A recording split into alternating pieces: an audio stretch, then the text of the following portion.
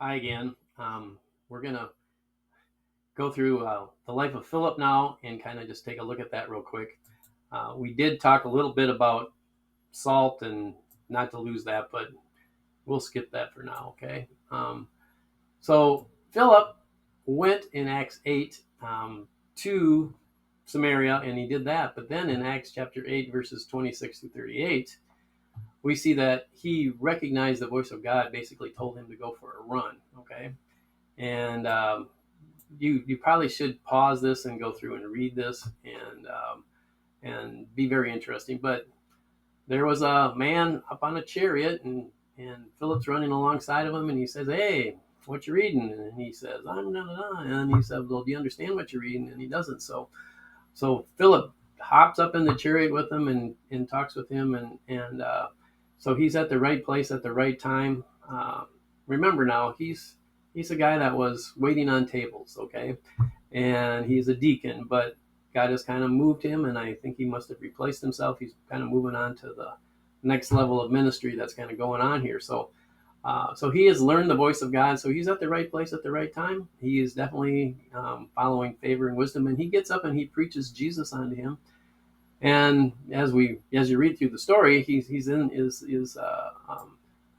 actually translated here. So after he gets done water baptizing him, when they came up out of the water, the Spirit of the Lord caught away Philip, that the eunuch saw him no more, and he went on his way rejoicing. But Philip was found in a town quite a ways away, and he passing through. Then he started preaching in all the cities till he came to Caesarea. So here's an example of wow, being translated basically there.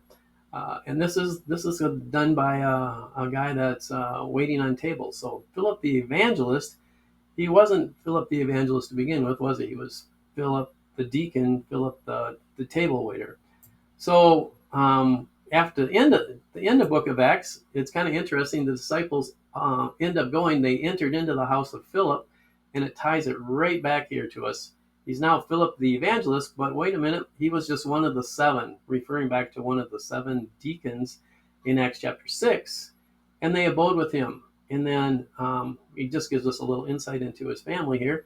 The same man obviously was married. He had 4 daughters, and they were virgins, and they all were in the ministry. They were prophetesses, okay?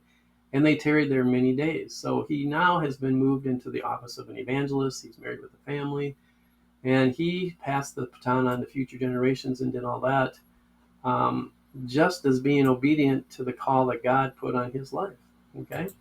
So that's Philip. So back to leading yourself, leading others.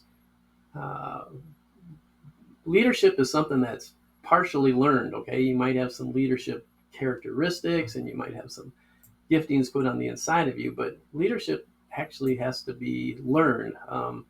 Jesus didn't just say, "Oh, you 12 disciples, you're born leaders." No, he made them spend time with them. He taught them what to do. He shared his expertise, and a lot of ministry is um, actually almost caught more than it's taught. In other words, you see the direction and how things are happening. You see how the Lord's moving. You sense God's spirit, and you start to learn that, and you recognize it. You become very familiar with it, and so that's kind of how God leads people into more and more ministry here.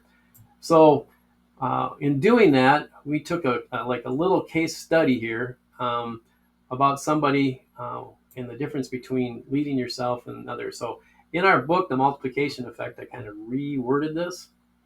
So under leading yourself, the first step to development pathway is to learn to lead yourself. You might be tempted to assume the step, but unfortunate consequences of elevating someone in leadership without a corresponding maturity and character. So in other words, don't be too much in a hurry to keep moving people ahead. We want them to be, no, it's recommended that one should engage in a life group and learn to begin the very basics.